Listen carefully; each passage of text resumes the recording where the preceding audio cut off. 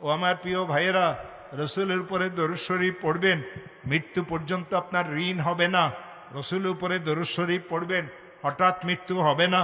রসুলের উপরে দরুদ শরীফ পড়বেন, অপমৃত্যু হবে না। রসুলের উপরে দরুদ শরীফ পড়বেন, গাড়ির নিচে চাপাই মরবেন না। রসুলের উপরে দরুদ শরীফ পড়বেন, পানিতে ডুবিয়ে মরবেন না। রসুলের উপরে দরুদ শরীফ পড়বেন, আগুনে জ্বলিয়ে মরবেন না। যারা দরুদের উপরে আমল করে, আল্লাহর রহমতের চাদর দিয়ে তাকে ঢাকিয়ে রাখেন। কেউ যদি একবার দরুদ শরীফ পড়েন, আল্লাহ রসুল ইরশাদ করেছেন সাল্লাল্লাহু আলাইহি আশারা, আল্লাহ তার উপরে 10 বার রহমত নাজিল করেন।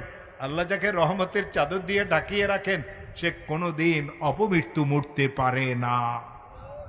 দুরারোগ্য ব্যাধিতে সে পড়বে না, বিপদগ্রস্ত সে হবে না, দুশ্মন তার কোনো ক্ষতি করতে পারবে না, মিথ্যা মামলা মকদ্দমাতে সে পড়বে না। আজকের থেকে সকাল বিকাল সন্ধ্যা